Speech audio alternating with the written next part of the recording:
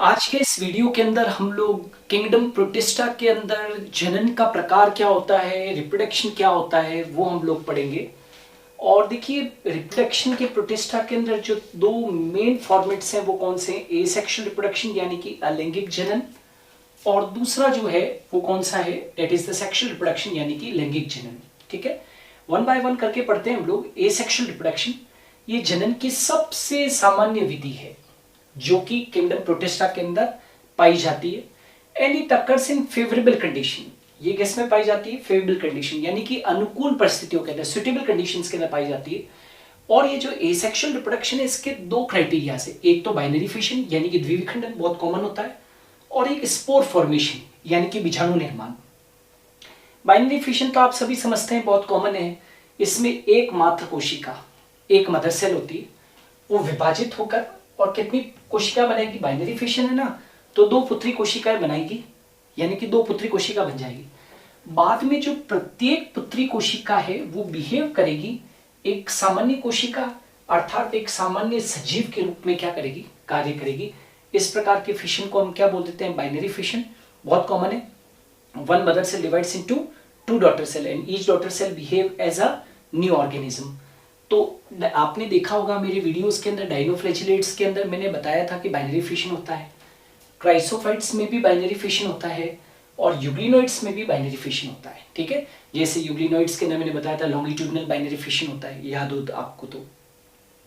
Spore formation, बीजाणु निर्माण। ये जो स्पोर फॉर्मेशन है, ये जैसे स्लाइम माउल्ड्स वगैरह होते हैं किंगडम प्रोटिस्टा के अंदर, एक स्लाइम माउल्ड्स जो ग्रुप है उसके अंदर आप देख सकते हो कि स्पोर फॉर्मेशन होता है। कुछ प्रोटिस्ट जैसे स्लाइम माउल्ड्स वगैरह में एक विशेष संरचना बनती है जिसका नाम है स्पोरेंजिया। स्पोरेंजिया बोलूं तो मैं बीजाणुधानी का निर्माण होता है।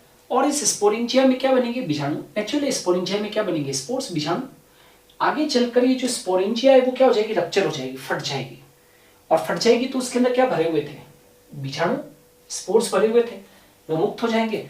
और फिर प्रत्येक बीजाणु जो है वो आगे चलकर क्या हो जाएगा? अंकुरित। और अंकुरित होकर एक नई कोशिका के रूप में क्या करेगा? कार्य करेगा। तो ये क्या है? Spore formation. तो एसेक्सुअल रिप्रोडक्शन की जो सबसे कॉमन मोड है वो एक तो बाइनरी फिशन और स्पोर फॉर्मेशन। दूसरा सेक्सुअल रिप्रोडक्शन, लैंगिक जनन।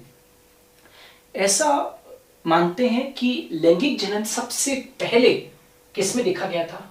प्रोटिस्ट में देखा गया था। सबसे पहले लैंगिक जनन प्रोटिस्ट में देखा गया था। और लैंगिक जनन में दो, लैंगिक जनन होता क्या? कोई भी जीव हो, प्रोटिस्ट ना हो, कोई भी हो, दो अगुणित यानी कि हैप्लॉइड गैमेट आपस में क्या हो जाते हैं? फ्यूज हो जाते हैं।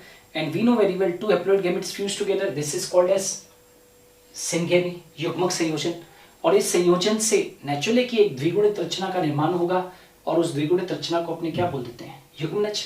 युग्मनज बोले तो जाइगोट। अब प्रश्न उठता है कि ये सिंगेमी कितने प्रकार की हो सकती है? तो ये सिंगेमी तीन प्रकार की हो सकती है, राइट? कौन कौन सी? आइसोगेमी, एनाइसोगेमी और ओगेमी। समयुग्मकी, असमयुग्मकी और विषम युग्मकी। ठीक है, अब आइसोगेमी क्या है? जैसे कि नेम शो कर रहा है, ये सबसे सरल प्रकार का लैंगिक जनन है।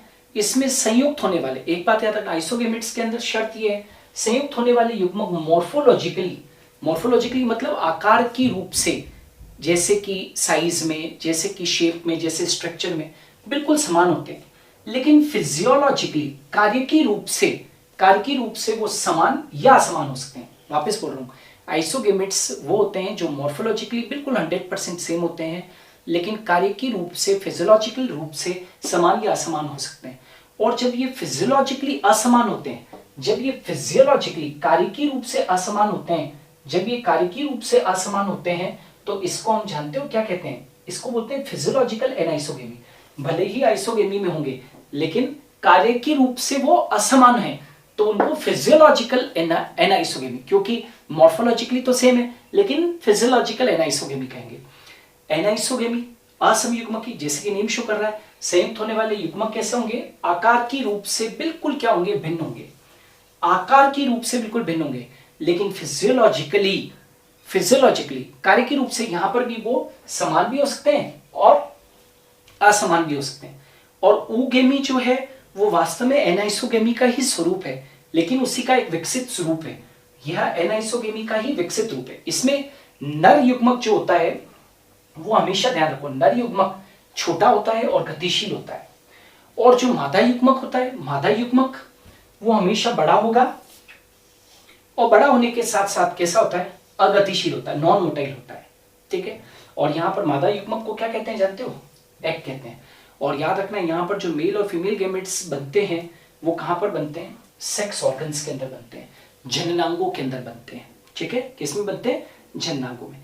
तो ये जो किंगडम प्रोटिस्टा का जो पार्ट 2 आज मैंने पढ़ाया, इसमें मैंने एसेक्सुअल रिप्रोडक्शन और उसके टाइप्स और सेक्सुअल रिप्रोडक्शन और उसके अंदर सिंथेमी के आपको प्रकार पढ़ाए। नेक्स्ट वीडियो के अंदर मैं आपको जो 2 तरीके की लाइफ साइकिल्स प्रोटिस्ट में हो सकती है, हैप्लॉन्टिक लाइफ साइकिल और डिप्लॉन्टिक लाइफ साइकिल, उसको मैं पढ़ूंगा। तो वेट कीजिए, इंतजार कीजिए। Thanks a lot.